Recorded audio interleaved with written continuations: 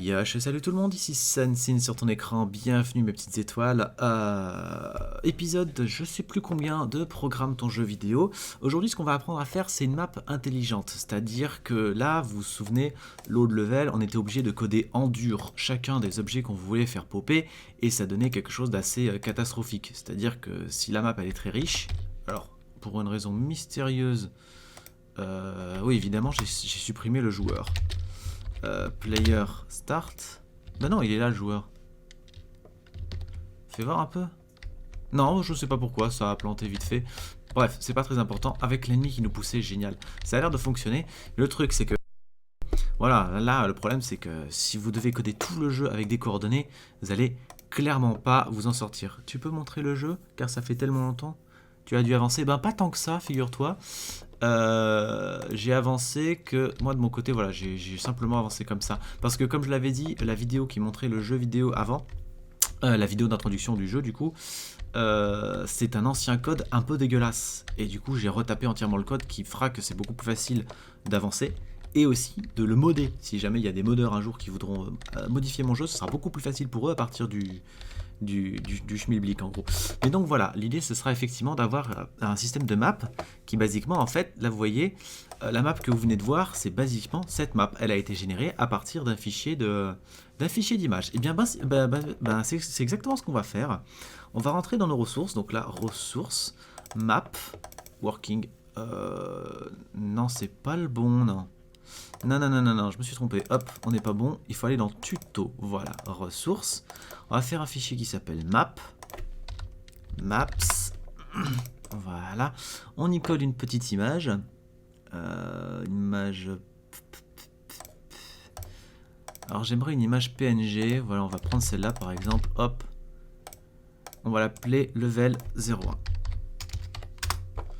On l'ouvre. Et donc, ce qu'on va faire, c'est que déjà, hop, on supprime. On va avoir une dimension, enfin, on va augmenter la taille. On va mettre, je sais pas moi, 200 par exemple. Une taille de 200, c'est très bien. Et on peint tout en noir. Voilà. Alors, un point hyper important. Je vous le dis maintenant, je le rappellerai pas forcément tout à l'heure. Mais c'est très important d'avoir un carré. Hein, si vous êtes sur 150 par 200, le code que je vais faire ne marchera tout simplement pas. Je ne sais pas pourquoi, parce que faut dire que le code que je vais vous montrer, c'est pas un code que j'ai inventé, c'est un code que j'ai récupéré quelque part. Bon, 200 c'est peut-être un peu beaucoup. On va faire petit, on va faire une map de 40 par 40. Voilà, pour commencer, c'est pas mal. Alors, mettons. Voilà, je fais des murs. Bon, c'est très dégueulasse. On va faire un mur comme ça, hop. Voilà. Un mur. Avec ma petite maison, voilà. Ça, c'est la maison. Le joueur, on va le mettre là. Hop, et puis on va faire un mur un petit peu comme ça. Voilà, c'est pas vraiment un labyrinthe, hein, c'est juste histoire de montrer, voilà, j'ai construit ma map avec un joueur. Là, on a des choses qui sont très importantes. Qu'est-ce qu'on a d'important? C'est les couleurs qu'on va utiliser. Déjà, pour le joueur, c'est pas bon, parce que là, je vois un 4 et je veux un 0. Donc, on va mettre, hop, à 0. Alors, c'est pas important que ce soit 0. Ce qui est important, c'est de se souvenir, c'est un labyrinthe de ta maison, non mais carrément. C'est se souvenir des couleurs qu'on a utilisées. C'est-à-dire que ça, c'est du noir pur et simple, 0, 0, 0. Ça, c'est du blanc simple, 255, 255, 255. Et ça, c'est un joueur. Donc, entièrement rouge, avec aucun vert et aucun bleu.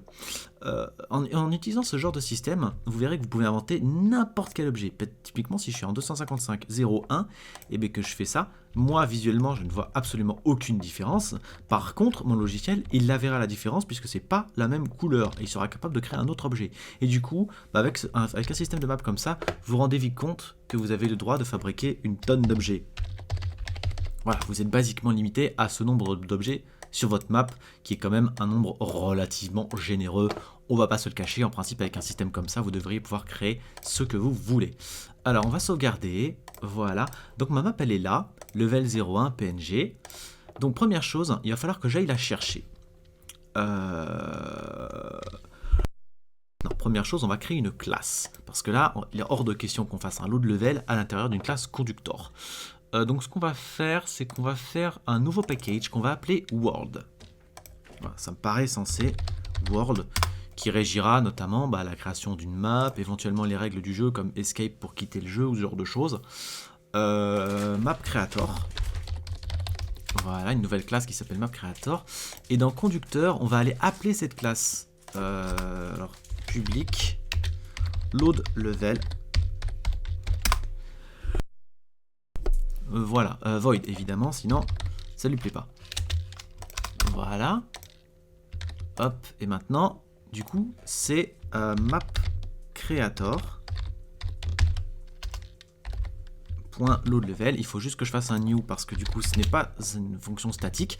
L'intérêt de ne pas faire une fonction statique, c'est simplement que du coup alors je me souviens plus de l'intérêt, si ça se charge pas au moment de la création de la map, du chargement de la classe, ça se charge quand on l'appelle. Du coup c'est mieux en termes de comment on dit, de performance. Et ensuite ça, hop, on supprime et on met à l'intérieur. Voilà, donc déjà en principe, on est pas mal. Là, j'ai littéralement la même chose. Hein. Si je fais Start, Tuto, voilà, on a exactement la même chose. Logique, c'est exactement la même chose. Par contre, ce qu'il y a à l'intérieur, ça me plaît pas. Ça, il va falloir radicalement le changer. Déjà, premièrement, buffered image. À la rigueur, je peux même appeler ça level. Vous allez comprendre. Je veux un paramètre level qu'on va appeler à chaque fois qu'on appelle cette fonction. Évidemment, ici, je ne l'ai pas encore. Donc, il va falloir le chercher. Buffered image.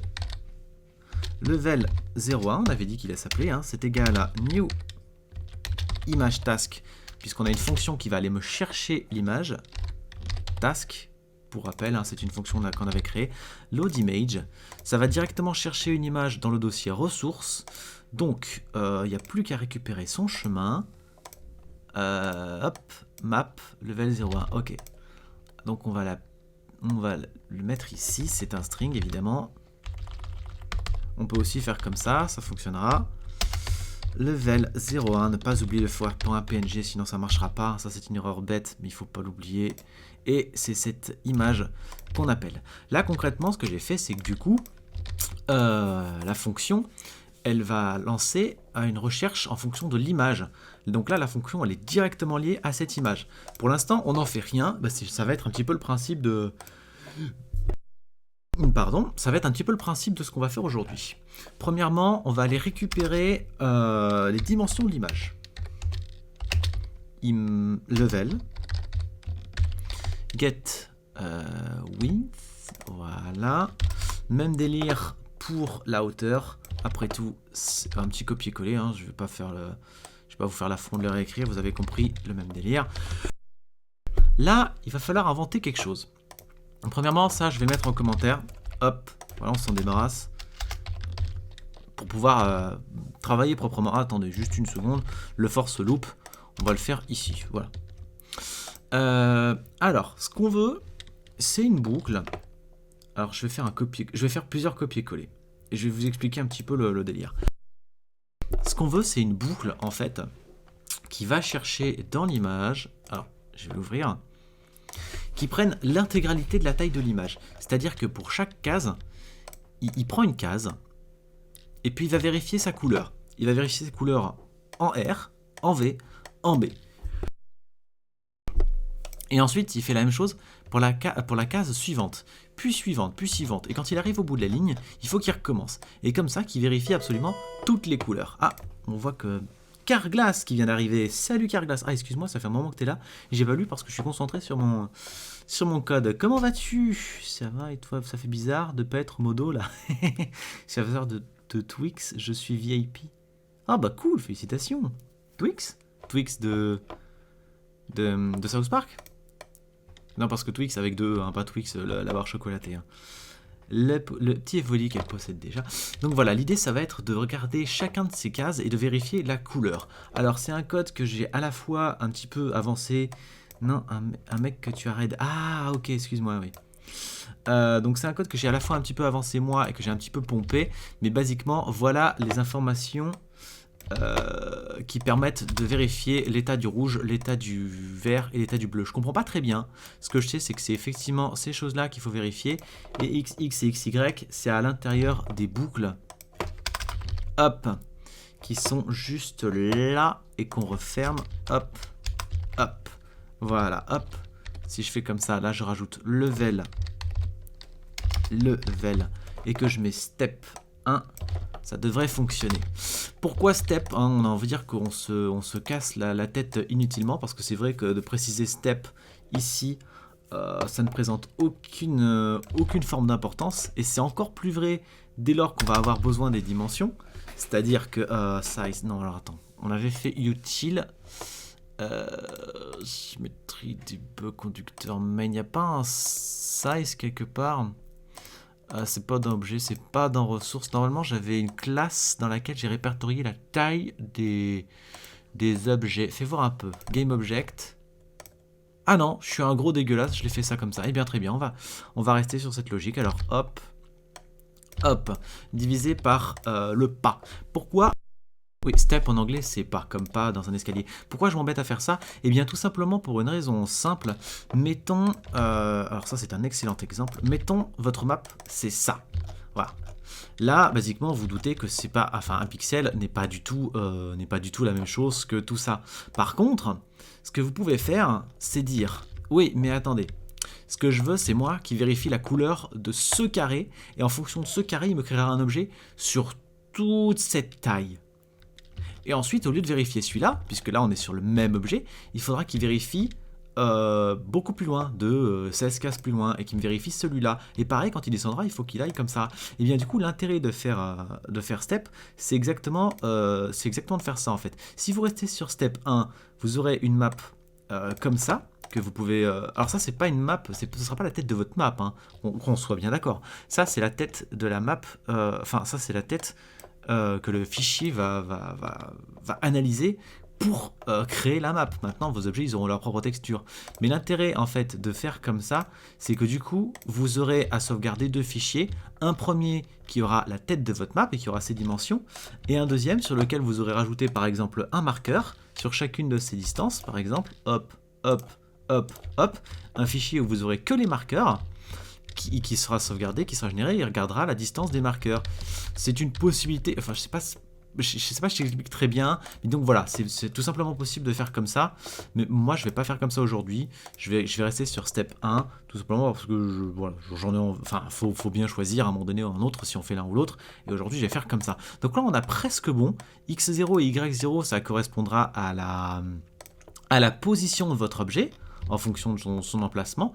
Et là, on n'a plus qu'à vérifier tout simplement si l'objet remplit les fameuses conditions dont on parlait un peu plus tôt. À savoir, if red est égal à 0 et que green... Non, pas 0, 255, c'est ça. Que green est égal à 255 et que blue est égal à 255, alors dans ce cas-là, fais-moi quelque chose. Et dans le cas où c'est 255, 0, 0, fais-moi autre chose. Puisque là, toutes les couleurs vont être vérifiées. Hein. On va passer de 0 à 255 pour chacune de ces valeurs. Là, la boucle, c'est son travail. Elle fera ça pour chacune de ces valeurs et pour chacun des pixels. C'est pour ça, donc rappel, il faut absolument que votre map soit carré. Hein, si jamais vous ne faites pas un carré, hein, que vous vous arrêtez par exemple là, voilà, si votre image elle est comme ça ne marchera pas, ça buggera tout simplement. Donc voilà, et là, on n'a plus qu'à mettre la création de l'objet en question. Donc là, c'est new wall avec en coordonnées x0, y0. Donc là, on va créer un mur dans ce cas-là, et dans celui-là, eh bien, on va créer un joueur. Alors, on va faire play start, mais ce qu'on va faire... Ah oui, attends, excusez-moi, bêtise de débutant, hein, évidemment. Handler. Comment on l'ajoute déjà? J'avais fait comment moi?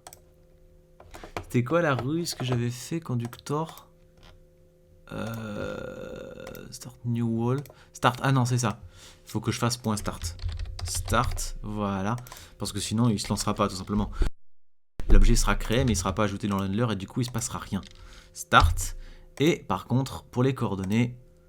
non, ça sera pas bon là. Player get. Player est égal à player get. Voilà. Parce que là, il faut lui donner les coordonnées. Puisqu'on peut pas les changer comme ça. Player set x. x0. Ça, c'est spécifique au joueur, mais ça vient de la façon dont je l'ai créé en fait. Hein. Donc, Donc ça, c'est juste une toute petite modification. Et là, j'ai changé ses coordonnées. Player start. Et en principe, si je n'ai fait aucune bêtise, tout de suite sous vos yeux ébahis, dès lors que je ferai start, donc là il y a une petite erreur, voilà. Dès lors que je ferai start, ça devrait fonctionner. Et ça fonctionne pas. Ça fonctionne pas et je sais pas pourquoi. On va réessayer vite fait. Ah bah si, c'est bon, ça marche. Ok. Alors juste par contre là, ça fait que je ne peux pas me déplacer. Si, c'est bon. Voilà. Et ben voilà, on a ma map. Hein. Je l'ai créée en fonction directement du fichier qu'on a sous les yeux. Je l'ai fait en temps réel. D'ailleurs, le fait que ça plante, c'est pour une raison très simple. Ça vient du fait qu'à aucun moment donné, je crois, dans le clavier, contrôleur clavier, je vérifie si le joueur existe avant de dire de faire son déplacement. Et du coup, j'insuffle un déplacement à un joueur qui n'existe pas. Et donc, si je clique sur le clavier pour une touche de déplacement avant même que le jeu soit totalement chargé, ça a tendance à planter, tout simplement. Ça vient de ça, donc c'est pour ça qu'il y a des petits ratés dans ce code. Mais en tout cas, bah, le code fonctionne, hein, vous avez vu, j'ai créé. Et là, on peut créer tout un tas d'objets. On peut faire des tonnes de choses en fonction des couleurs. Et vous avez un petit peu compris le principe. Dès lors que je changerai ma map, qui est dégueulasse ici, dès lors que je changerai ma map, par exemple, je fais un mur là, hop, voilà, je sauvegarde. C'est dégueulasse, mais c'est pour l'exemple. Je fais play, boum. Alors, attends, on recommence, boum. Voilà, le mur est ici. Ça fonctionne. Après, évidemment, comme j'ai dit, c'est comme je l'ai expliqué, ça a beau être blanc sur mon fichier, les murs sont verts, ça n'a aucun lien en fait. Ça, c'est un fichier pour que le logiciel sache quoi créer. Le fait que le mur soit vert, ça vient de la couleur que j'ai fait dans l'objet du mur. Il aurait pu avoir n'importe quelle apparence. Regardez, là, il est vert. La preuve, c'est que le joueur, c'est pas un point rouge, c'est un joueur. Donc voilà. Je suis content d'avoir pu vous montrer ça aujourd'hui, ça faisait longtemps qu'il fallait que je le fasse. Merci d'avoir regardé cette vidéo, je vous fais des gros bisous et je vous dis à la prochaine fois. Bye.